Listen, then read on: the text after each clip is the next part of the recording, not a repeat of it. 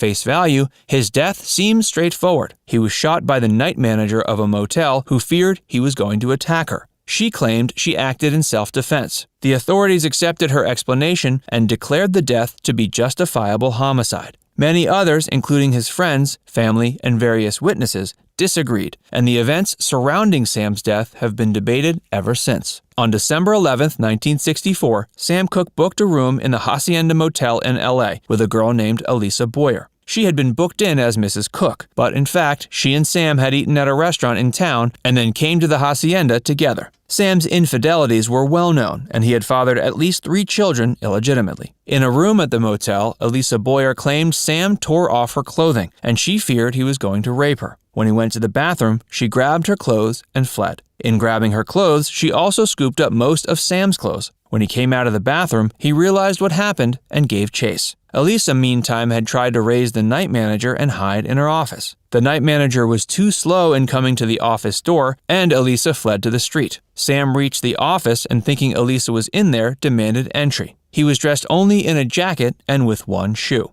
The night manager was a woman named Bertha Franklin, and seeing that Sam was angry and aggressive, grabbed a gun and shot him in the chest. Sam lunged towards her, and she hit him several times with a broom handle. The gunshot had been fatal, though, and Sam collapsed and died on the floor of the office. That's the official story, and the one recorded by police. Elisa Boyer had dressed after fleeing the hotel and had hidden Sam's clothes. She rang the police from a phone booth outside, claiming attempted rape. Bertha Franklin also rang the police from her office. The owner of the motel had been on the telephone talking with Bertha Franklin and heard the scuffle and the gunshot through the dropped receiver. She also rang the police. There are, however, a number of inconsistencies we have to highlight. Firstly, restaurant staff and customers where the pair had eaten claimed Sam had a large quantity of money with him. Ostensibly, this was to buy Christmas gifts. That money was never recovered. Bertha Franklin had at one time been an operator of a brothel, and rumors persisted after the killing that she and Boyer, who had worked as a prostitute, were running a scam. Boyer would find victims and offer to sleep with them, but the 2 women would pickpocket them and then cry rape. Franklin had shot a motel guest in similar circumstances just 6 months earlier.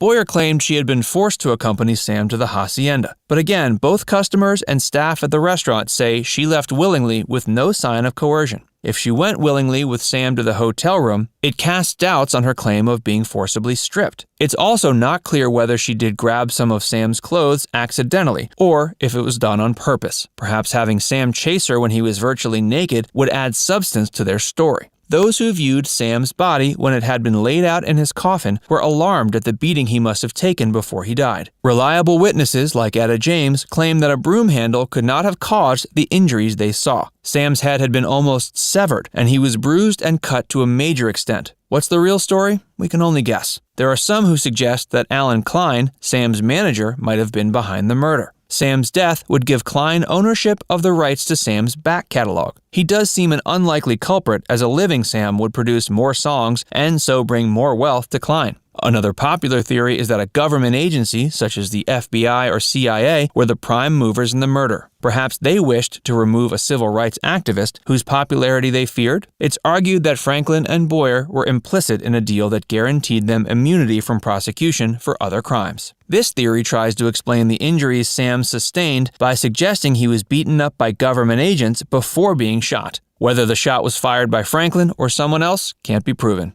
It may or may not be relevant to note that Elisa Boyer was arrested the following month for agreeing to have sex with an undercover police officer for $40. 15 years later, she was charged with manslaughter and convicted for shooting her then-boyfriend. Finally, we can note that during the investigation, both Franklin and Boyer successfully passed lie detector tests. Naturally, experts have since questioned the accuracy and reliability of such tests. Now we'd